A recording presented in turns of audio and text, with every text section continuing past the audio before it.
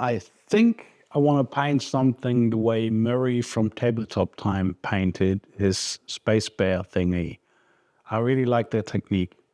Yeah, going to try that out. Want to see? Come on.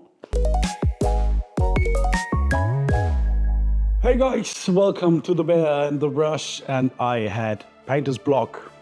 Again, my second name should be Painter's Block. Well, good thing is I got inspired.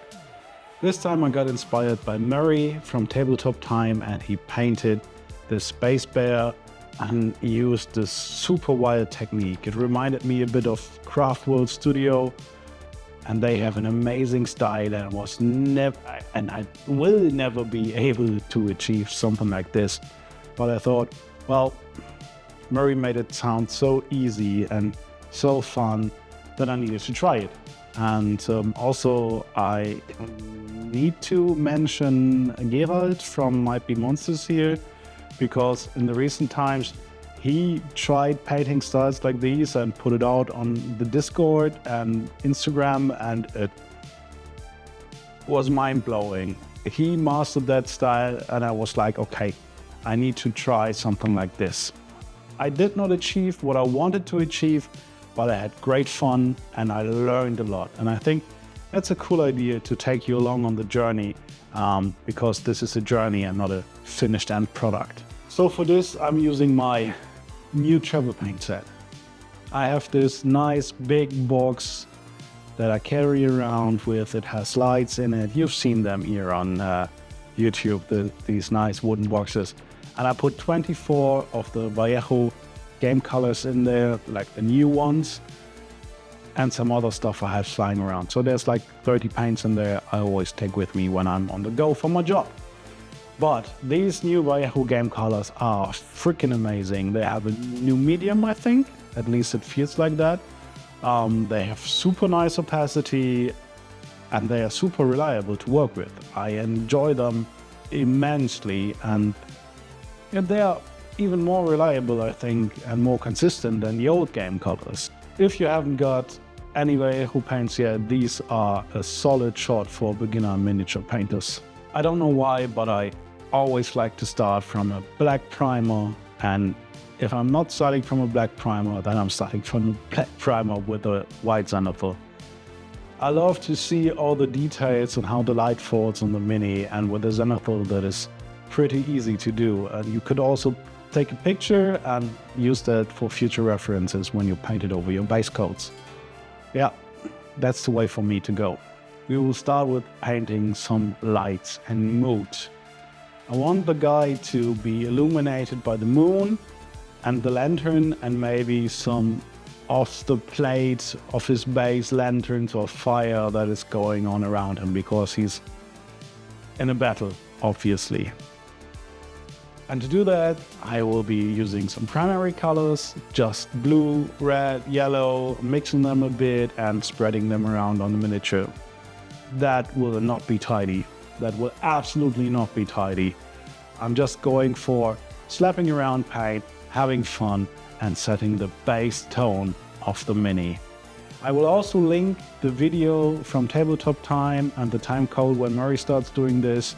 And he does a way better job than I do, but I would appreciate if you just could follow along for the journey a little bit longer here before you jump over to that video, eh? And this is just slapping around paint. As you can see, the footage is sped up like twice, but I didn't take that much time.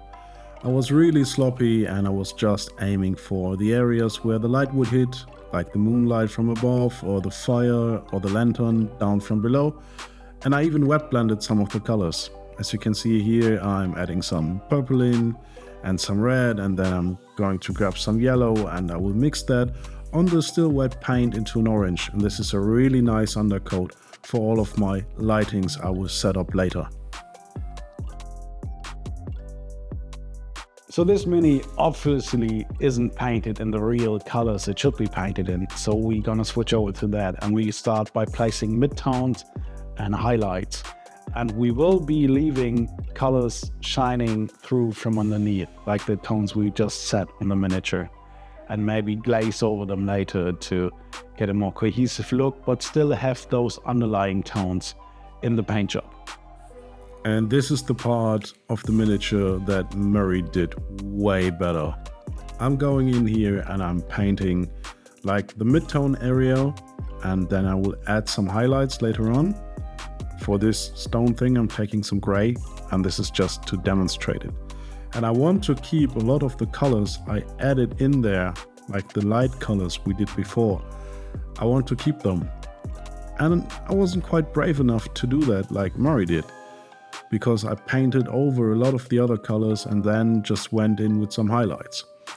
You don't need to blend these highlights really well because it should have a harsh look because of the lighting. And when I'm getting back to the video that Murray made, he is doing a much better job than I am here. However, I love doing this, but I found out I wasn't just brave enough. I was afraid. Afraid is a bad word, but I was a bit afraid of the outcome and that it would look strange and not good enough and all the stuff I have in my usual ways when I'm painting. That I think, yeah, this needs to be perfect and not this needs to be creative, but this needs to be creative. I hate to be that guy, but you guys know how YouTube works and how the algorithm works, and I would kindly ask you to watch the video till the end. Comment, subscribe, like, share, all the nasty buttons you find down there. They are a huge benefit for me and they cost absolutely nothing for you. So it would be greatly appreciated if you could give this some traction. Thanks, guys. I personally think that we should focus on his face and his skin. So I will be trying to paint this really neat and tidy and leave the other stuff a bit rough. Also, his cloth thingy that he's wearing should be a bit dirty looking and mostly influenced by the light. And then I went for a straightforward paint job, like putting down my darkest colors, setting up my midtones, and then building up lighter and lighter highlights with each step. And I could have used some other techniques, but I wasn't quite sure how Murray really did it. So I just went for it. And you can see here that there are still colors underneath that are shining through. And this is the part where I actually found out I should have kept it this way. As I mentioned earlier, we will be glazing some stuff over all the tones that are now lying underneath, where the shadows should be. And we're just glazing over some midtones there to combine it all a bit more. And that's what I love about acrylic paint. You can just slap on a layer like a wash, like a glaze. You can use the Monument Hobbies medium for that. I do that a lot. And then it brings it all together because it is transparent or translucent and it will let other colors shine through from underneath. And that's what I'm doing here. Like on the hair, I'm just adding in like a black wash glaze thingy, and it darkens my shadows and it filters everything that is above it. The cloth, or like his kimono or whatever he's wearing, was a bit more tricky because white tends to get a bit chalky. And you can see it here. But then adding in highlights and having all those undertones on the fabric, God, that was so fun to do. And I think it looks just great. Who would have thought, but this video is sponsored by this guy. Yeah, I started to do some workshops on the weekend, one-day workshops or smaller workshops for 4 hours in the evening, and they're targeted at absolute beginners. I made all these little posters and flyers and stuff and spread them here locally with all the hobby shops and other shops here in the area. Gladly, I live in a pretty touristy town, so there's a lot of people coming through. All the businesses are really cool with just putting some flyers out. And yeah, we will see where that goes. I had the first people coming here doing small workshops. I have some other bookings in the back. And it's so much fun. I'm basically just running around, carrying the torch, igniting the spark for new miniature painters. And I'm doing it for a pretty cheap price. So I know nobody will fly in from any other country or even come from more than 200 kilometers away, but I enjoy it and I hope to get some hobby love spread here in this area. This is not the end goal I wanted to reach. This is not looking the way I wanted it to, but I'm still quite happy with it. So I will enforce the lights from the moon and the fires and lanterns with some inks through the airbrush. You don't need an airbrush. You could use a normal brush and thin down the paints quite a lot and glaze them over, or you could gently dry brush them on. That's up to you. And you don't need to do this at all, but I want some more mood in this piece. And I love using the airbrush for stuff like this, but look at that miniature. It looks great this way. And the thing is, now I'm darkening it where I should have lightened it up. I get the light color, yes, it's like the yellow from the lamp, and it's the blue from the moon that you will see later on, but it's getting darker, and that's not what I wanted. So learn from my mistakes here. If you're doing stuff like this, paint the area that you will be spraying on much lighter. In another paint job, I will try to add a white filter with the airbrush above it, but that is tricky because you have to be really precise. Your pressure needs to be on point. Your paint thinning needs to be on point. You need really good white paint that doesn't get that chalky, and then you have to push up the area a bit. It needs to be quite light so you get the effect you want. I mean, it's not looking bad, but it's not where I wanted to go. But still, this is a journey and not a finished product. So basically see it as a palette cleanser maybe.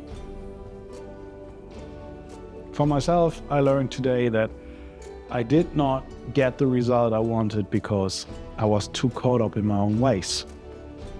I was really painting how I was used to, and I did not let go all the way and fully jump into this technique, and went in and removed some colors from places where it just could have been another color than the color it should be, and it would all look fine. But I have another piece for another video where I will do that.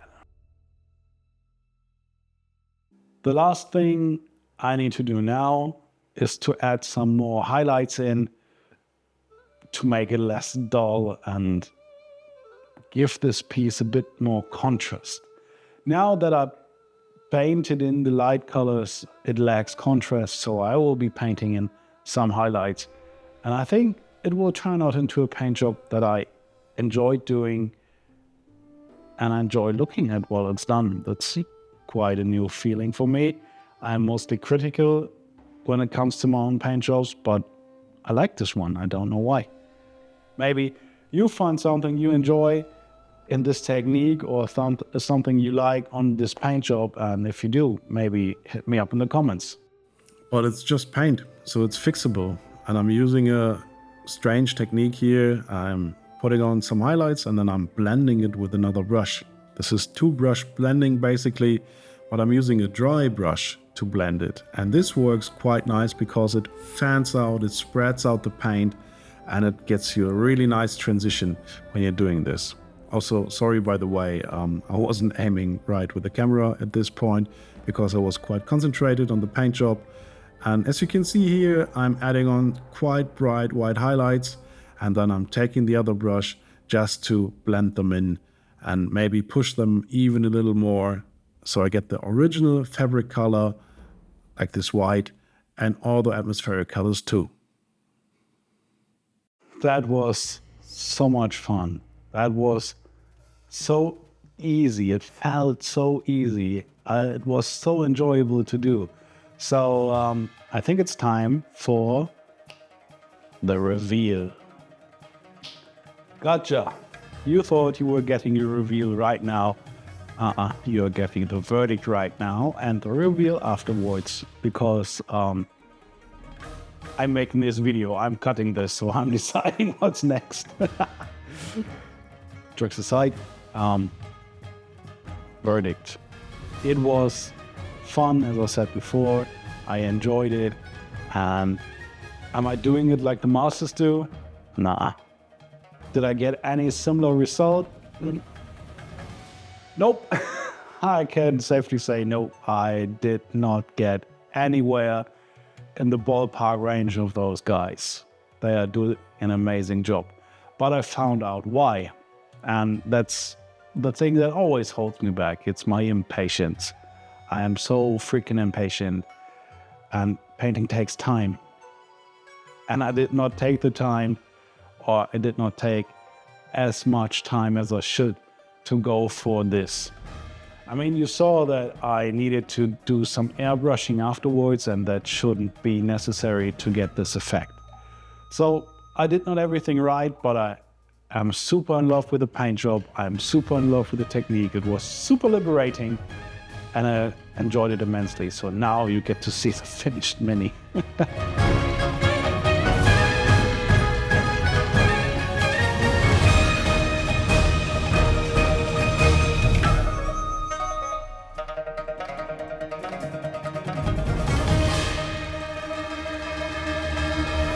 That was a nice little video, eh? But I know there's not gonna be much views or subs coming from this because it's not Warhammer. And that's the thing with YouTube and mini painting. If you're not doing Warhammer, you're not doing great. But I don't care. I love making these videos for you guys, and I had a blast doing this one. I had a blast doing the paint job. Big thank you to Murray from Tabletop Time for showing me this technique. Big thank you to Craft World for giving me all those nice inspirations and goals to strive for. And another big thank you to Gerald from Might Be Monsters, because, dude, the paint jobs you were putting out on the Discord and on your Instagram in the last weeks, they were absolutely amazing and absolutely inspiring. And they got me back on this chair painting. So it's all your fault. But for now, that's been it. Have a nice day, guys. Bye-bye.